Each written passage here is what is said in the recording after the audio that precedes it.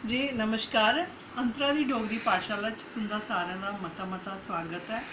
दोस्तों अज गल करगे डोगरी भाशा पर। उसदे कोला पैह्लें मैं लेई आई आं तुंदे आस्तै बड़ी गै खूबसूरत डोगरी दी इक नज़म जिहदे विच इन्ने खूबसूरत शब्द न जेह्ड़े बड़े घट्ट तुसें सुने दे होने न जां पैह्ले जमाने डुग्गर प्रदेश विच पैह्लें बड़े आम होंदे हे। ते इसदी रचना कीती दी ऐ इधर उधमपुर दे multi talented artist, composer, director, actor, musician केड़ी क्वालिटी उंदे विच नहीं है, एजुकेशनिस्ट भी हैन। उंदा नाम है श्री देवेंद्र ठाकुर जी। उंदी एक बड़ी गै प्यारी रचना मैं तुंदे अग्गें प्रस्तुत करने जा रही हाँ। श्री देवेंद्र ठाकुर उंदी रचना गौर करियो। टाइटल है लीडर बनना बापू लीडर। लीडर बनना लीडर बापू लग्गै अग घराटे गी।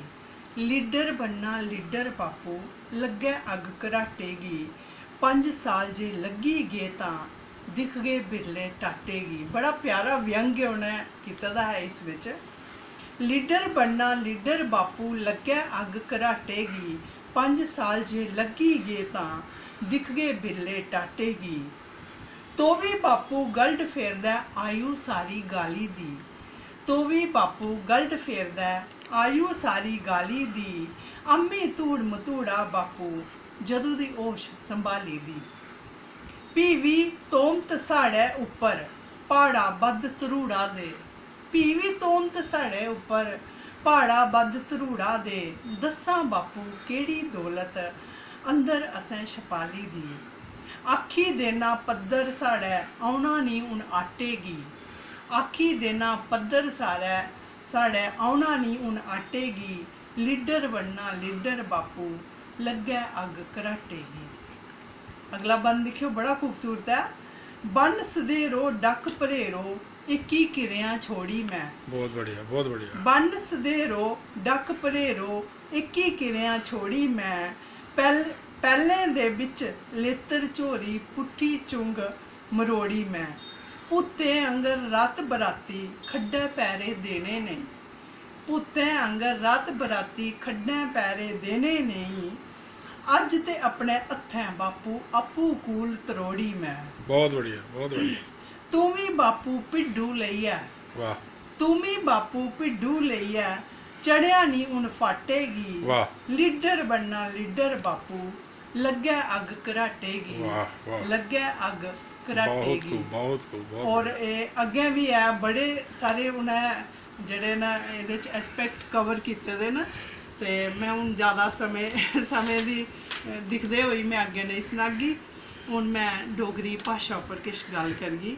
दोस्तों असें बड़ा प्राउड है अपनी डोगरी भाशा उप्पर, अपने डोगरा होने उप्पर।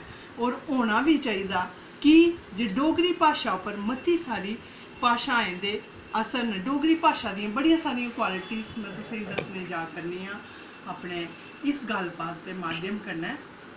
एह्दे विच बड़ी सारी भाशाएं दे असर न।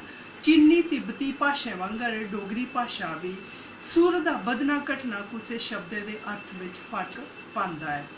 डोगरी दे शब्द जागत ते कुड़ी संथाली विच भी प्रयोग हुंदे न।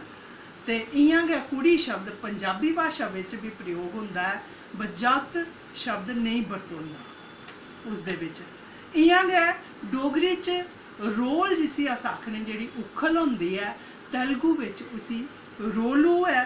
तेलुगु विच ओह् रोलू होई जंदा ते नीर दा नीलू होई गेदा है। कालाकोट च मेदक इक ग्रां है ते तेलुगु देश च जिला है। उत्थै पल्ली ग्रां गी आखदे न, मसलन कोंडा पल्ली ते साढ़े भी खैरी पल्ली नां दा इक ग्रां है। डोगरी उप्पर परानी फारसी दा भी असर है कि जे सिकंदर कोला पुज्ज ब्यासा नदी तकर ईरानियां दा राज 250 साल तक रेह्दा है। मते सारे ग्राएं दे नां ईरानी भाशा च मौजूद न, जियां कि बंदरालता, कुर्ता, सुमरता इलाकें दे नां ते दियोत, ब्रियोत, बसनोत वगैरह ग्राएं दे नां। कठुआ, दसूआ, मसूआ, चनूआ च फारसी दी ऐन मौजूद है। डोगरी भाषा ते मती पुरानी भाषा बोलने च आवारदी है, बा इसका व्याकरण जेह्ड़ा है वो बड़ा पुराना नहीं है। व्याकरण कुसै भी भाषा दी व्यवस्था दे निजम ते स्वातम गी बंधेरदा है, उसी खूबसूरती कन्नै संवारदा है, सुआरदा है। डोगरी भाषा दा इक स्वातम एह् है जे एह् दूइयें भाशाएं दे शब्दें गी लेई लैंदी ते बड़ा शैल छिल्ली छिंबियै अपने अंदर आत्मसात करी लैंदी, ते फ्ही ओह् बझोंदे गै निं हैन कि एह् दूई भाशा दे शब्द न, ते ओह् उसी बड़ी आसानी कन्नै पचाई लैंदी। जि'यां कि राजस्थानी बिच भी कि'यां शब्द दा प्रयोग होंदा है, ते साढ़ी डोगरी भाशा बिच भी कि'यां शब्द दा प्रयोग होंदा है। इस गल्ला असें अपनी डोगरी भाशा पर बड़ा गै मान है, कि जे एह्दे बिच बड़ी सारी भाशाएं रली मिली दियां न, और एह्दे कन्नै असें एह् टकोह्दा बझोंदा है कि एह् साढ़ी भाशा नमीं नहीं है, बड़ी पुरानी है, बड़ी सदियां पैह्लें दी है। यही मेरी भाशा पर गल्लबात। इसदे कन्नै गै तुस मिगी इजाज़त दिओ। नमस्कार, धन्यवाद। अगले हफ्ते होर कोई मैं नमीं जानकारी लेइयै हाजिर होगी। धन्यवाद।